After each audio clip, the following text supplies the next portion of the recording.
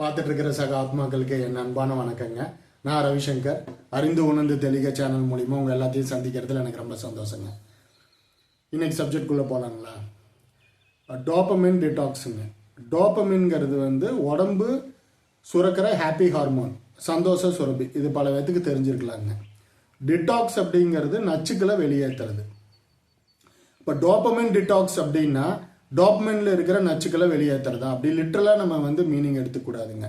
அதுக்கு உள்ள அர்த்தம் வேற. அது என்னங்கிறத நம்ம பார்க்கலாங்க டீட்டெயிலாக. இப்போ டோபமின் சந்தோஷ சுரப்பி. அதை நல்ல செயல்கள் செஞ்சும் சுரக்க வைக்கலாம், கெட்ட செயல்கள் செஞ்சும் சுரக்க வைக்கலாங்க. இப்போ சப்போஸ் கெட்ட செயல்களை செஞ்சு டோபமின்னை சுரக்க வச்சு உடம்புக்கு பழக்கப்படுத்திட்டா அது திருப்பி திருப்பி அதை கேட்டுகிட்டே இருக்குங்க. அந்த செயலை பண்ணு, நான் டோபமின்னு சுரக்கணும் அப்படின்னு. இப்போ அந்த கெட்ட செயல்களை செஞ்சுட்டே இருந்தால் உடல் ஆரோக்கியம் கெட்டு போகுங்க, வாழ்க்கையே நாசமாயிரும். அப்போ அந்த விஷயத்தை நம்ம பண்ணக்கூடாது. அந்த சுழற்சியிலிருந்து நம்ம விடுபடணும். சரி, அந்த விடுபடுற முயற்சியில் நம்ம அந்த கெட்ட செயல்களை பண்ணாமல் விட்டுட்டா 1 நாள் 2 நாள் தாக்கு பிடிக்கிறத ரொம்ப கஷ்டங்க. 3ஆவது நாள் டோபமின் லெவல் ரொம்ப கம்மி ஆயிடுச்சு அப்படின்னு இந்த உடல் பிரெயின்கிட்ட ஒரு இன்ஸ்ட்ரக்ஷன் போகுங்க. பிரெயின் அந்த செயலை பண்ணு நான் டோபமின் சுரக்கணும் அப்படின்னு பல மடங்கு வீரியமான ஒரு இன்ஸ்ட்ரக்ஷனை அனுப்புங்க. அப்போ நம்ம 2 நாள் அந்த கெட்ட செயல்களை பண்ணாது 3ஆவது நாள் அதுக்கும் சேர்த்து வச்சு நிறைய அந்த கெட்ட செயல்களை பண்ணுறதுக்கு உண்டான வாய்ப்புகள் தான் அதிகமாக இருக்குதுங்க. சரி, அப்போ இந்த சூழ்நிலையில் நம்ம அதிலிருந்து எப்படி வெளியில் வர்றது? இப்போ கெட்ட செயல்களை பண்ணக்கூடாது.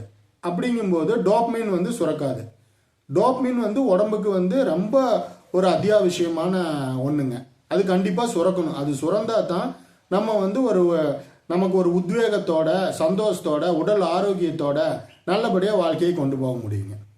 சரி, இப்போ இந்த சூழ்நிலையிலிருந்து எப்படி வர்றது அப்படிங்கிறத பார்க்கலாங்க.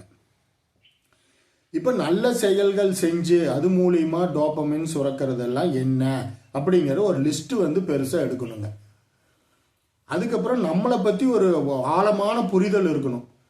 இப்போ நமக்கு அந்த நல்ல செயல்களில் எதில் உடன்பாடு அதிகம், எதை நம்ம எடுத்து செய்யலான்னா நம்மளால ஈஸியாக செய்ய முடியும் அப்படிங்கிற புரிதலும் நமக்கு ஏற்படணுங்க.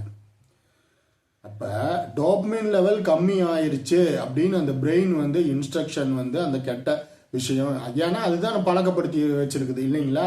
அப்போ அது ஏதோ ஒன்று அந்த செயலை நீ பண்ணு, நான் டோபமின் சுரக்கணும் அப்படின்னு ஒரு இன்ஸ்ட்ரக்ஷன் வரும்போது அந்த கெட்ட செயலை பண்ணாமல் நம்ம ஆல்ரெடி செலக்ட் பண்ணி வச்சிருக்கிற நல்ல செயல்களை செஞ்சு டோபமினை சுரக்க வச்சுட்டா நம்ம உடம்புக்கு தேவையான டோபமினும் கிடைச்சிரும்.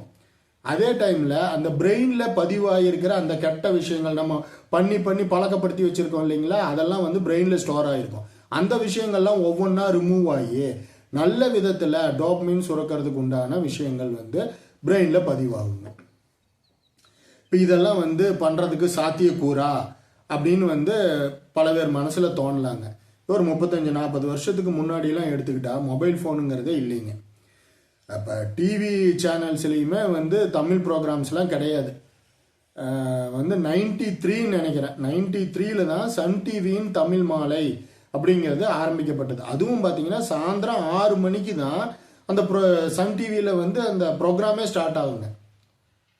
அந்த மாதிரி ஒரு சூழ்நிலையில தான் அந்த காலத்தில் வாழ்ந்தாங்க. மொபைல் இல்லாமல், டிவி இல்லாமல் அப்பயும் சந்தோஷமாக இருக்க முடிஞ்சுது. இது 70ஸ்க்கு முன்னாடி பிறந்தவங்க, 70s 80ஸ்ல பிறந்தவங்களுக்குலாம் இதை பற்றி நல்லாவே தெரிஞ்சிருக்குங்க. அதே மாதிரி இன்னும் எத்தனையோ விஷயங்கள் ரிசர்ச்சில் போயிட்டு இருக்கு. அதெல்லாம் நாளைக்கு அதை மனசு பழக்கப்படுத்தினாலும் அதிலிருந்து வெளியில வர முடியாத ஒரு சூழ்நிலை ஏற்படலாம். ஆனா இன்னைத்த நிலவரத்து பிரகாரம் அந்த மனசுக்கு அந்த என்ன விஷயம் அப்படிங்கிறதே தெரியாதுங்க. அப்ப நம்ம மனசுனால இருக்க முடியுது. எல்லாமே மனசு தாங்க காரணம். when there is a will there is a way. மனம் இருந்தால் மார்க்கம் உண்டுங்க. நம்ம உடலுக்காக, நம்ம உடல் ஆரோக்கியத்துக்காக நம்மளே அக்கறை எடுத்துக்கல அப்படின்னா வேற யாருங்க அக்கறை எடுத்துக்க போறா? அதனால நல்ல விதத்தில் டோபமைன் சுரக்கிறதுக்கு உண்டான வழியை கண்டுபிடிச்சு அதை ரீப்ளேஸ் பண்ணி நல்ல விதத்தில் மட்டுமே டோபமைனை சுரக்க வச்சு சந்தோஷமான வாழ்க்கையை வாழலாங்க. பார்த்துட்டு இருக்கிற சக ஆத்மாக்களுக்கு நன்றிங்க. வாழ்க நலமுடன், வாழ்க வளமுடன்.